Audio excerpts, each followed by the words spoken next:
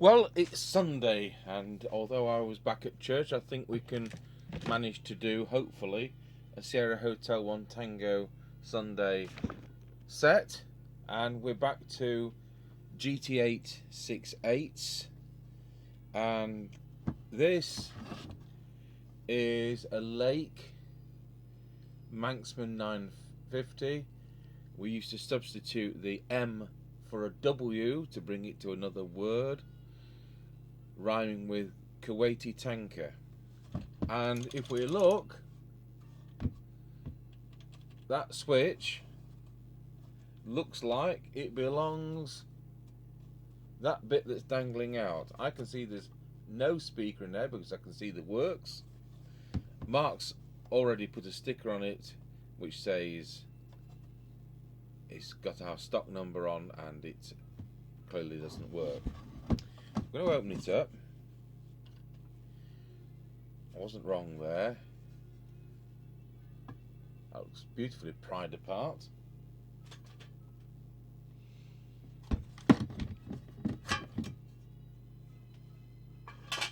And what do we see? Well, you see, it's not as mangled.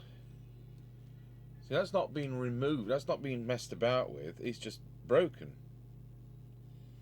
So we'll find a scrap one, and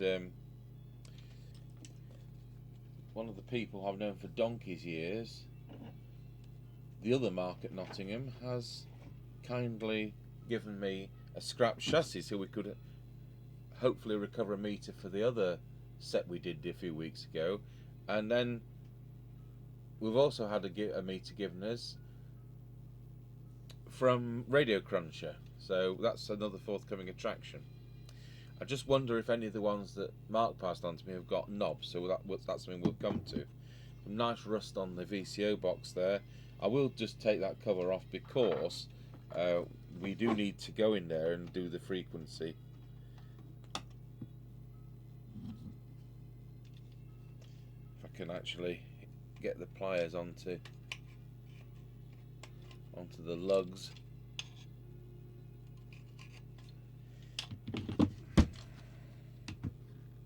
Yeah, well, we'll do that off video. But to be honest, it doesn't look as sad on the inside as it does on the outside.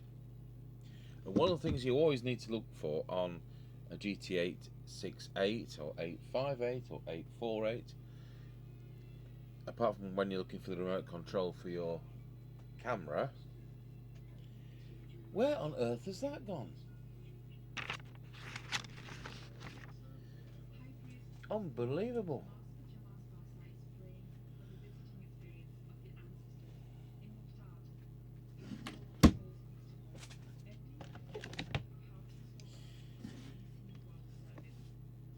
So one of the things to look out for is that this resistor isn't burnt. If it isn't burnt, if that gets burnt, it's, the PA's only going to give tiny power out, like 0.9 of a watt, or nothing if it's totally destroyed. And that can be a common problem if there's been a bad SWR. But it's okay on this set. And these sets, as I've said time and time again, are not 4 watt radios. You'll get the odd sample that will do 4 watts, but it's actually a 3.5 watt radio. And the service manual does say that anything above 1.7 watts is acceptable. So in other words, don't start chasing faults that aren't there, because that's how it is. So anything between 1.7 and 4 watts is acceptable. And to be honest, once you've gone over about 2.5 watts, it doesn't make any difference anyway. I think we've probably discussed range before, but you've got, was it square the power to double the range or something? So your next the next stage up from 4 watts would be 64 watts to get double the range. So, you know, obviously the licensing's for 4 watts. And that's how we stay and we get good range. We get 35 miles, as you know, from here in the middle of nowhere in Lincolnshire. And we've done these experiments with amateur radio. We did 6 meters, and we we did 10 watts and we got 35 miles. We did 100 watts and we got 65 miles. We did it with 70 centimetres. We did it with 4 metres. So those kind of bands are all the same. Not done it with 10 metres yet, because I hadn't got anything that would do. I haven't got anything which hasn't got valves in on 10 metres, to be honest. Anyway, I digress, and let's get on. And I'll go and dig a chassis out. And the first thing we're going to have to do, because this thing isn't going to do anything with the switch open circuit like that, so we'll go and get one of those scrap chassis, which Mark's passed on to us very kindly, and we'll see whether we can sort that out. And to do that, we have to take those knobs off. The knobs are to the left, that's really easy, and we've got to take that front panel off because the switch is screwed from the front panel. I'm tempted to power this up, actually. I'll do that when I've done the switch. You'll notice the mounting lug, as it's been bashed, as it's been thrown in a skip. I'll see if I can bend that out a little bit. Doesn't appear to have broken the board, but with it in that proximity, you could have a short between the chassis and the first track. So that's something we'll try and sort out a little bit. I might go into the organ workshop and get the vice on that. I don't know yet. I'll pop these out.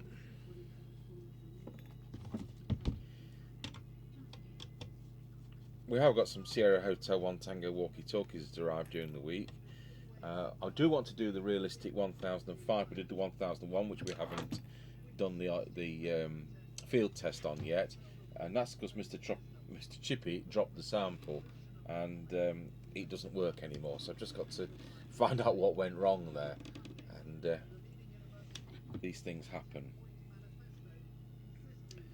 The trouble with the floors in this building is they're all concrete. The property is built on sand, and so it's a very thick concrete raft. So even when you've got carpets, it's still concrete. So you know, some rooms are ceramic floors and some are vinyl and some are carpeted, and it doesn't matter what you drop, it's always going to break.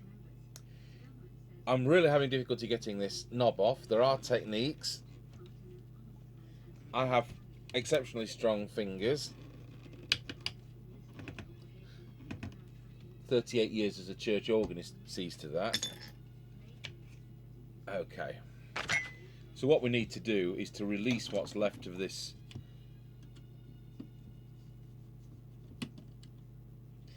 You won't be able to put it back together because it'll have lost its contacts. They'll have fallen off years ago. So of course the question is, was this radio discarded and the switch broken because there was something wrong with it, or did it get discarded because the switch was broken? You know, so there we go. I'll go and find a scrap chassis, and I'll think about how we're going to bend that back, apart from with my fingers. Probably with my fingers. Right, I'll pause the video and we'll get that scrap chassis.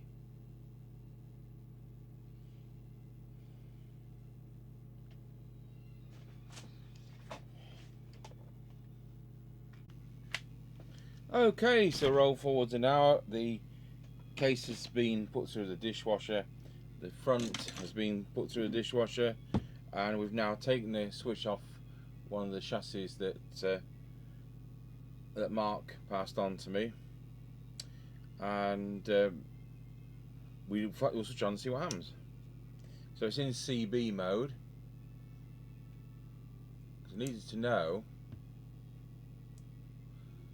Interesting.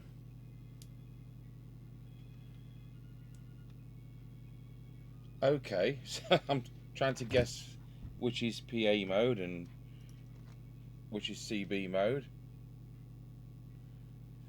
And as ever, the maker sticker's off the back, and it is only a sticky label. Although you can see there's holes for small rivets or screws, they're always paper labels on these sets. I don't think they've been nicked and somebody's ripped the serial number off. That isn't the case. There's paper labels, often with a bit of damp they soon come away. So we actually wouldn't know what kind of set this is because the back label's come off, and the other label, which is the stampers to go along with the inspections, that's missing on this one as well. So I better make myself a mic up, and we still don't know what mode we're in.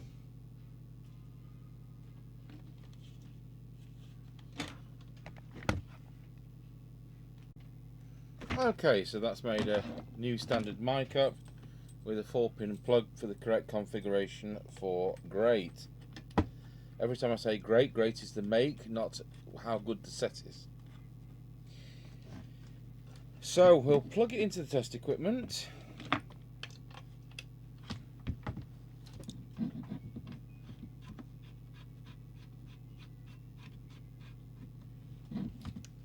And find the extension speaker socket. Unfortunately, the back case is so worn. It's that one.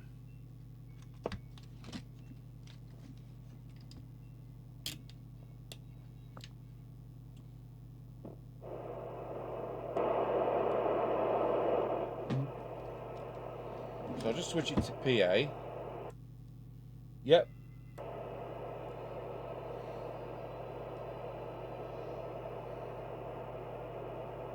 So I better get the front back now, and then we can mount the switch, because I'm not quite sure which way round PA and CB is on this. So CB's in the down position, and PA is in the up position.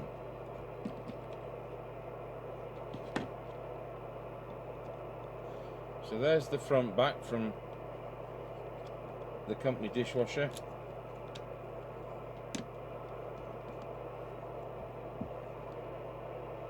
Make sure we're not chopping anything.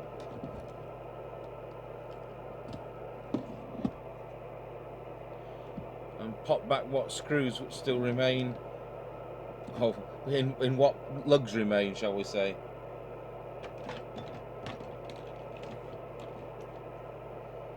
I think what happens here is they get over tight and they just need to be snug.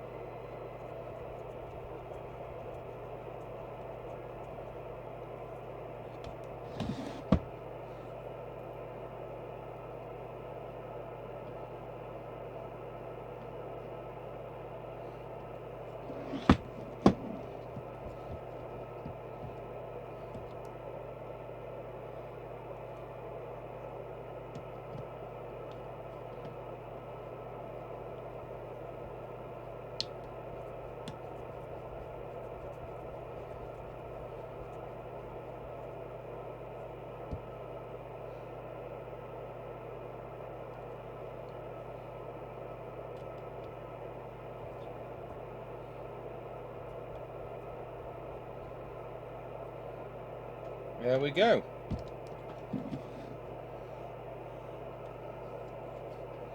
So we will now going to transmit. Do you know what? It transmits. Let's get the camera set up so you can see.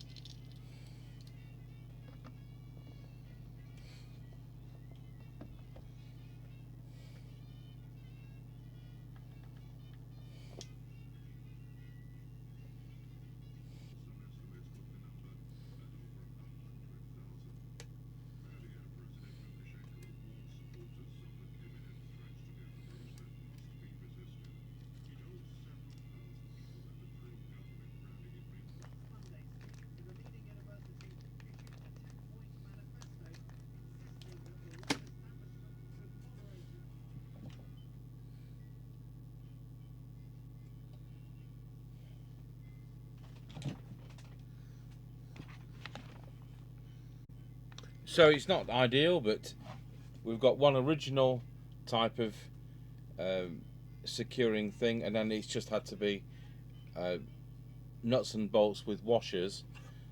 Now what I have done is to use the proper black screws so it looks neat underneath, and we use the RS4830934 just to save you looking those up for those of you with RS accounts. Try and bend that back to some extent, but I'm sure we can put enough pressure on the case screws to deal with that.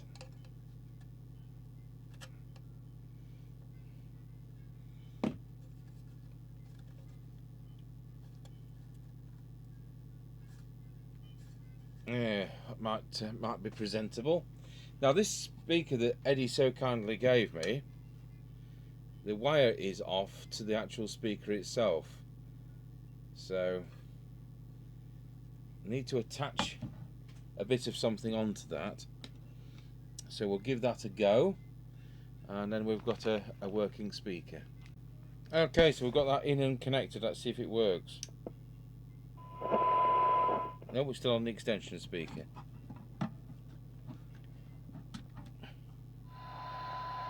Yes, it does.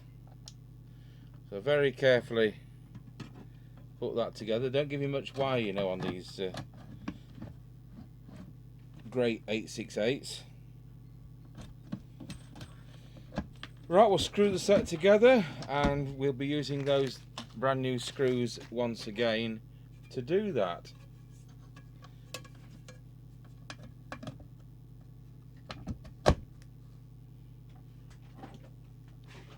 So a bit of a problem with that screw is that it had a bigger screw, probably a self-tapper, and opened up the hole. So I was able to crush the hole back enough with pliers and to rethread it with the threading tool that we have here, 4M3, so that's now secured properly. I'll have a look at the other side and cross my fingers that I don't have to faff about with that. Right, we're on the antenna now, and I didn't show on video the low power setting on the back of the radio. It's 230 milliwatts. It's a bit low from the 400 milliwatts it's supposed to be, but that really doesn't matter. And so it's more or less straight, considering how stoved in that was, and all the screws fit. Let's see if there's anybody out there.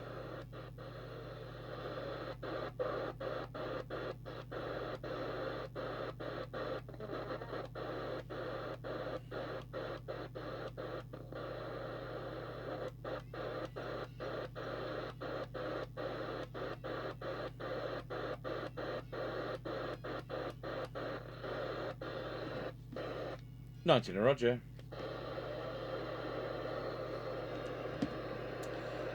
Right, well we'll do our tests with Mr. Chippy later on, and there you are. That's today's Sierra Hotel 1 Tango radio. The Lake Manxman 950. There was the 850 with the two knobs. We've got one of those as well, and thank you for watching. So whilst editing the video, I discovered that nothing that was on the transmit and receive side of the technical thing was actually recorded. And of course, like any of the GT858s, 868s, it's exactly the same as all the others. But you missed the getting the transmitter to actually do 3.1 watts, which is incredible. And you also did the deviation had to come down a fraction. The meter got aligned, and then on receive the sensitivity was excellent. And I'll tell you what, I can do that again. We can do that again. I can show you what the sensitivity is and how I came, and see if the figures are still the same an hour later. So put the radio on channel 20, and we'll put the signal generator on.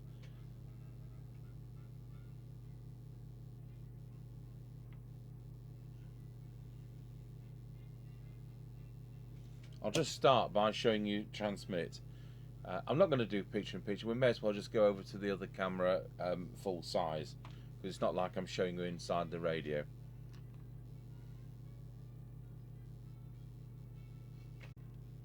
So we're going into transmit, and it's just doing, there's the 3 watt scale, and it's just doing over the 3 watts.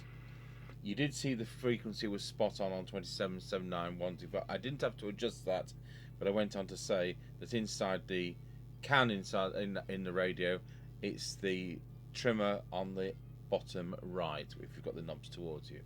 So that's that. Deviation, wallow, wallow, wallow. That seems to be about where we want it to be. And I did that with the oscillator, and we can replicate that again.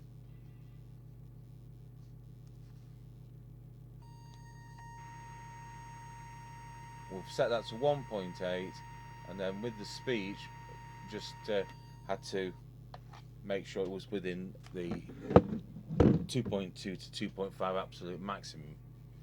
So that did the transmit, and as I said, the low power turned out to be 250 milliwatts or something like that. So if we move the, I'll put the cyanide meter back on, and we'll just see what there is. Oh, I'll have to plug the receive back into the test equipment.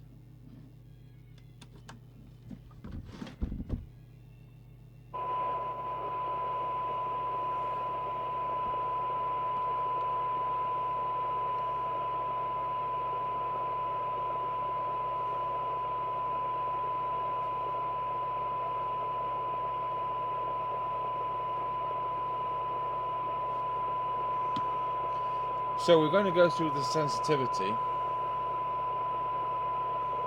and 20 decibels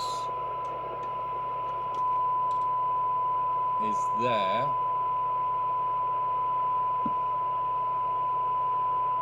and the radio, when I just get to the right page of my notebook, is actually doing 0.8 of a microvolt for that 20 decibel cyanide,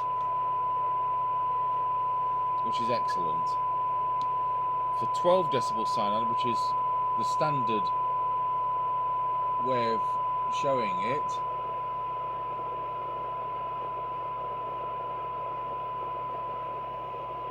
there's 12 decibels. The radio is doing 0.26.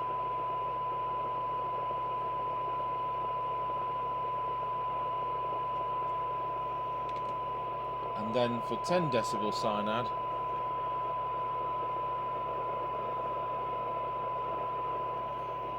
which is somewhere around about there, it's doing 0.21.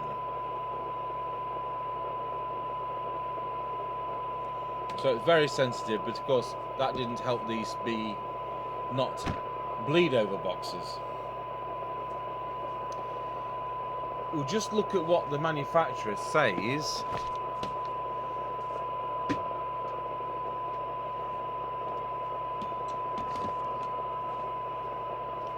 Because it's the same chassis that we use in the Fidelity 1000 manual.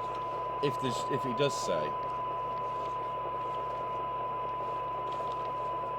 yeah, you see, it says sensitivity 1 microvolt, but it didn't tell you under what circumstances. So that's pretty useless, but it certainly does better than that, so that's good. So as I said on the video that I did record, I'll get doing on the air test with this later. So sorry about the confusion there, but the on-screen displays on the 9-inch monitor are so tiny that I can't always see when it says record and when it says record pause. So that's where we go wrong. So I don't know whether we need to go from 9-inch monitors to 42-inch monitors or what, but you know, this is an error that keeps happening. So there you go. Thank you for watching, and look out for the next video with the on the air test. So it's not Walkie Talkie Wednesday. It's Sierra Hotel 1 Tango set Sunday, and that's the Lake Manxman 950 from 1981.